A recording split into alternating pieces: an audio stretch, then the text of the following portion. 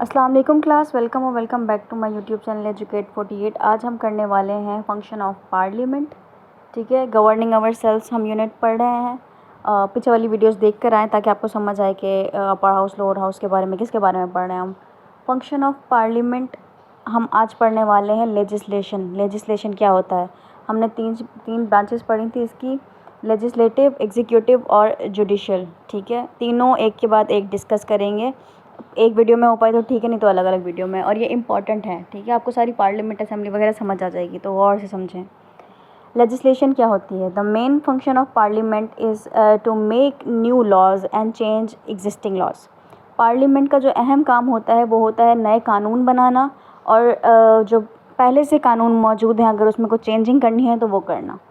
Both the National Assembly and the Senate can propose and pass the laws except the finance bills which only the National Assembly can approve। ठीक है, अब कह रहे हैं कि दोनों नेशनल असेंबली और सेनेट ये लेजिस्लेटिव की ब्रांचेस हैं और ये क्या होती हैं? अपर हाउस और लोअर हाउस कहते हैं इनको। ठीक है, तो क्या कह रहे हैं कि ये दोनों असेंबली मिलके लॉ बनाती हैं और लॉ को पास करवाती हैं कि ठीक है या नहीं है।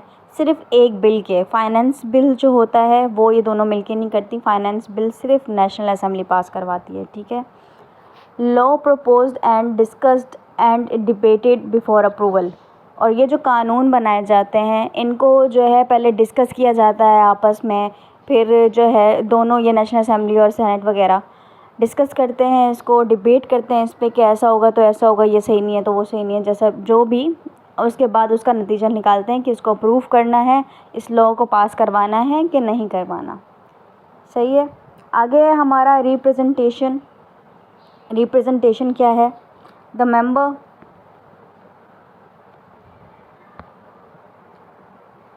Member of national assembly serve as a link between the government and the people. अब जिसको ये समझ नहीं आ रहा है ना, जो मैं टर्म्स यूज़ कर रही हूँ, प्लीज़ पीछे वाली सारी वीडियोस देख कर आएँ, बहुत इंफॉर्मेटिव है। Members of national assembly serve as a link between government and people. जो नेशनल असेंबली के मेंबर होते हैं ना, वो लोगों और गवर्नमेंट के बीच में एक दूसरे लोगों को गवर्नमेंट से लिंक करवाने का काम करते हैं। मतलब जो भी काम हो रहा है ये नेशनल असेंबली के मेंबर लोगों को बताएंगे, फिर लोगों को जो मसले हैं वो नेशनल असेंबली के मेंबर गवर्नमेंट को बताएंगे। ठीक है, they are representative of the people and their main responsibility is to act on behalf of the people. ये जो है लोगों के रिप्रेजेंटेटिव होते हैं। रिप्रेजेंटेटिव मतलब लोगों को जाहिर करते हैं कि लोगों की ये मसले हैं, हम लोगों की तरफ से बोल रहे हैं। ठीक है, और यही रिस्पॉन्सिबल होते हैं लोगों के बिहाफ पे कि उनके बिहाफ पे सारी बात करना। लोगों ने चुना होता है ना, तो लोगों के बिहाफ पे सारी बात करना कि भाई हमारी पब्लिक को ये मसले आ रहे हैं, आप इसका हल निकालें या लॉ बनाएं या जो भी करना है बिल पास करवाएं। ठीक है, तो ये नेशनल असेंबली के मेंबर्स करते हैं। Scrutiny and oversight. Scrutiny and oversight का मतलब है जांच पड़ताल करना। ठीक है, assemblies check executive powers so that government is made responsible and और अकाउंटेबल। कह रहे हैं कि असेंबली जो है हुकूमत या वज़रा के ऊपर नज़र रखे हुए होती है कि भाई अगर कोई गलती होती है या अगर यहीं कहीं पे जो है ना ये कोताही करते हैं या फिर अपनी रिस्पॉन्सिबिलिटी सही से नहीं कर रहे होते सॉल्व, तो जो है ये उनको वो इस चीज़ के अकाउंटेबल होते हैं, मतलब जवाबदेह होते हैं। असेंबलीज उन पर नज़र रखती है, उनसे पूछताछ करती है। To fulfil these function ministers and regularly asked questions in oral or written form usually by member of the opposition in the assemblies. ये काम करने के लिए मिनिस्टर्स जो होते हैं और वो जो है रेगुलर क्वेश्चंस पूछते हैं, ओरली भी पूछते हैं, ज़बानी लिख के भी पूछते हैं। जो अपोजिट मेंबर पार्टी के लोग होते हैं ना वो सवाल करते हैं। ठीक है, कि भाई अगर आपने इस पार्टी को ये काम दिया हुआ है तो ये अभी तक क्यों नहीं हुआ, ऐसा नहीं किया वैसे नहीं किया। तो ये सारी जो अपोजिट पार्टीज असेंबली में पार्लियामेंट में आपने देखा होगा लड़ती रहती हैं, ज़्यादातर इस चीज़ पर लड़ती रहती हैं। Recruitment and training. Recruitment and training का क्या मतलब है? Assembly serve to recruit and train, मतलब भर्ती करना। ठीक है, नए नए मेंबर्स को भर्ती करना, नए नए जो लोग भर्ती होना चाहते हैं उनको। Assembly serve to recruit and train future leaders. Future leaders को असेंबली ट्रेन करती है in parliament forms like we have Pakistan. Parliament जैसे हमारे पास पाकिस्तान में है, मिनिस्टर्स जो हैं वो असेंबलीज़ की सीट भी रिज़र्व रखते हैं अपने एग्जीक्यूटिव ऑफिस के साथ साथ, मतलब असेंबलीज़ में भी आते हैं वो। And give them a strong training and leadership. इससे उनको एक अच्छी ट्रेनिंग मिलती है और एक लीडरशिप मिलती है, ठीक है। क्योंकि उसमें असेंबलीज़ में जो बातें होती हैं, मैंने जैसे अभी कहा कि डिबेट होती है और ये सारा कुछ होता है, तो उससे जो है उनको बहुत फ़ायदा होता है, लीडरशिप क्वालिटीज़ मिलती हैं और वो अपनी नॉलेज में इजाफा करते हैं कि क्या क्या हो रहा है, क्या क्या चल रहा है, ठीक है। लेजिटिमेसी मतलब कि कानूनियत या लेजिटिमेट होना। Assemblies also promote the legitimacy of a government by encouraging the public to see the system of rules at rightful, ठीक है। मतलब कि गवर्नमेंट जो है पब्लिक को इनकरेज करती है, to see the system of rules and rightful, कि वो रूल्स को देखें, कानून को देखें और उनको तस्लीम करें, ठीक है, कि सही हो रहा है कि नहीं हो रहा है। ये सारी चीज़ें जैसे आ रही होती हैं, चैनल्स पे आ रही होती हैं और दिखाया जा रहा होता है पार्लियामेंट में क्या हो रहा है और किस बातों पे नोटिस आ रहे हैं, बिल्स आ रहे हैं, तो ये सारे पब्लिक को बातें पता चल रही होती हैं, ठीक है। आगे क्या है हमारा, अच्छा, ये जितने अच्छे से मैं आपको समझा पा रही हूँ इस बुक में, जितनी आपको इन्फॉर्मेशन दी है मैं उतने अच्छे से समझा रही हूँ आपको। मैं बोलती हूँ कोई क्वेश्चन हुआ करे या कुछ ऐसा हुआ करे जो आपको समझ ना आया, तो आप मुझे कमेंट में पूछें, मैं ज़रूर जवाब दूँगी आपको। How parliaments carry out it function. अब ये है कि पार्लियामेंट अपना काम कैसे करती है। इसमें ज़्यादा डिटेल में नहीं बताया आपको, ना ही इतना कोई मुश्किल बात है। जैसे जैसे मैं पढ़ा रही हूँ, वर्ड बाय वर्ड पढ़ा रही हूँ और वर्ड बाय वर्ड लिखा हुआ है आपको, तो बस आप समझते जाएं। एक बारी में नहीं समझ आए, दूसरी बारी में वीडियो देख लें। 10 मिनट की तो है, आप स्टडी को 10 मिनट तो दे ही सकते हैं। How parliaments carry out its function, 10 से ज़्यादा भी हो सकते हैं मिनट, ओके, 10, 15, 17 मिनट तक। In order to carry out it functions, काम करने के लिए, अपना काम फंक्शन करने के लिए, the national assembly must meet at least 3 time in a year and for at least 130 days. नेशनल असेंबली को साल में 3 बार मिलना होता है या कम से कम 130 दिन के लिए। एट इट्स फर्स्ट सेशन, पहले सेशन में क्या होता है, the national assembly elect from amongst it member and speaker and a deputy speaker. अपने मेंबर्स में से नेशनल असेंबली स्पीकर चुनती है और डिप्टी स्पीकर चुनती है। अब दोनों का क्या काम है ये आगे बता रहे हैं।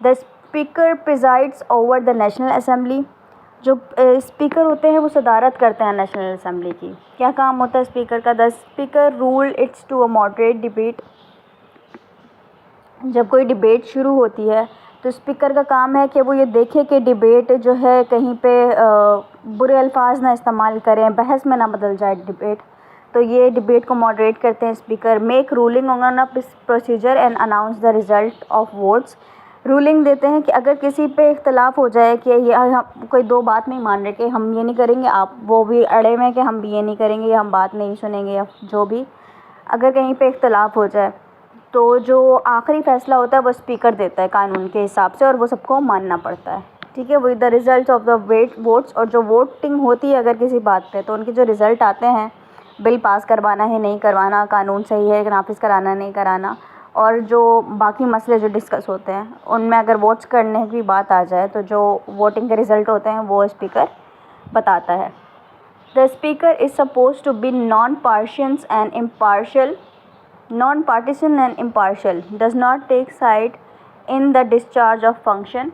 ये तो कॉमन सी बात है कि स्पीकर को किसी का साइड नहीं लेना, ठीक है, किसी के तरफ से नहीं बोलना, इम्पार्शियल रहना, पार्शियलिटी नहीं करनी उसको।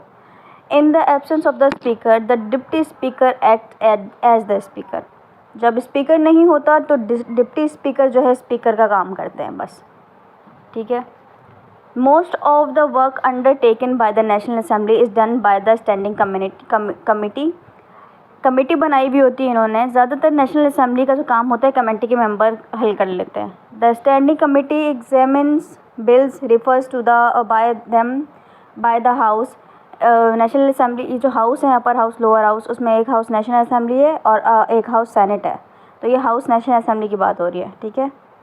जो कमेटी होती है जो बिल एग्जामिन कर रही होती है, मतलब चेक कर रही होती है कि ये बिल कैसा है, इसमें कहाँ से नुकसान हो सकता है या कहाँ से फ़ायदा हो सकता है, ये सारा कुछ ये वो चेक करती है, जो कि इन्हें हाउस देता है, ठीक है।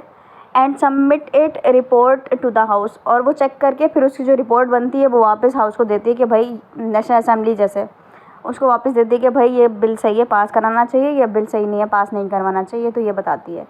Bill passed by the house are then send to the senate, फिर नेशनल असेंबली जो बिल पास करवाती है वो सेनेट तक पहुंचता है, मतलब सेकेंड हाउस तक जाता है। In order to carry out it function the senate must meet to, अब सेनेट का काम आ गया, ठीक है। अपना काम पूरा कराने के लिए अब कह रहे हैं कि सेनेट को भी 110 दिन तक एटलीस्ट 110 दिन मिलना चाहिए साल में, at least 3 session in a year, साल में 3 सेशन तो उन्होंने करने चाहिए। At it first meeting the senate elect from amongst it member a chairman, जैसे हमने स्पीकर इलेक्ट किए थे वैसे ही सेनेट क्या करती है, चेयरमैन को इलेक्ट करती है। And deputy chairman for the term of 3 years, 3 साल के लिए चेयरमैन और डिप्टी चेयरमैन आपस में ये चूज़ करते हैं, ठीक है। Like a national assembly the senate of Pakistan has a standing committee system, national assembly के पास जैसे कमेटी थी लोगों की, वैसे ही सेनेट के पास भी कमेटी सिस्टम होता है। All the bills are sent to the committee that examine them, सारे बिल्स जैसे नेशनल असेंबली कमेटी के लोगों को भेजती थी कि इसको एग्जामिन करो कि ये सही है कि नहीं है और फिर हमें बताओ, ऐसे सेनेट भी ऐसे ही करती है। And then represent in to the senate, और फिर वापस सेनेट को बताओ कि क्या है। Where they are discussed and are decision of whether to pass or not is made, वहाँ पे डिसीजन बनाया जाता है कि ये बिल पास करवाना है लोगों तक या नहीं करवाना, मतलब फ़ाइनल डिसीजन। पहले तो नेशनल असेंबली ने चेक किया, ठीक है, फिर उसे सेनेट को पास किया, अब सेनेट चेक कर रही है, अब डिसीजन आएगा कि बिल पास करवाना है कि नहीं करवाना। The proceeding of legislature are shared with the general public, अब ये जो कानूनी काम वगैरह हुआ है, लॉ बना है या जो भी है, अब ये पब्लिक को शेयर करना है as to create awareness to the citizen, और लोगों को इसके बारे में अवेयरनेस पहुंचानी है कि भाई हमने ये बिल पास कराया है या ये कानून नाफिज किया है कि आपके भलाई के लिए है, आप ये फ़ायदे हैं, ये नुकसान है इसके, और ये क्यों हमने नाफिज किया है। ये सारी बातें फिर आपको पब्लिक को बतानी है ताकि वो भी इस पर अमल करें और मानें, ताकि उन्हें पता चले कि अब ये कानून है, अब हम अगर ऐसा करेंगे तो हम पे जुर्माना लगेगा या जेल भी हो सकती है, ठीक है। ये आपको समझ आ गया होगा उम्मीद है। अब यहाँ पे ये बॉक्स में कह रहे हैं कि यहाँ पे पिक्चर लगाएं, ठीक है, चीफ जस्टिस, प्रेसिडेंट और प्राइम मिनिस्टर की, ये देख लें, या हाउस की, जो भी न्यूज़पेपर से काट के मैंने पढ़ा नहीं है सही से, आप पढ़ लें। आगे है एग्जीक्यूटिव ब्रांच और आखिरी है हमारी जुडिशरी। तो ये इंशाल्लाह जैसे ये हमने अच्छे से पार्लियामेंट समझ लिया है, आगे वाली वीडियोस भी हम अच्छे से समझेंगे। आपको कुछ नहीं समझ आया हो आप वो कमेंट करके पूछ लिया करें, और अपने फ्रेंड्स के साथ शेयर करें, स्टूडेंट टीचर्स के साथ शेयर करें, ठीक है, उनके नॉलेज में भी इजाफा होगा और सोशल स्टडीज़ अच्छे से जाएगी आप लोगों की। चैनल को सब्सक्राइब करें, वीडियो को लाइक करें, शेयर करें और अपना ख्याल रखें। अल्लाह हाफ़िज़।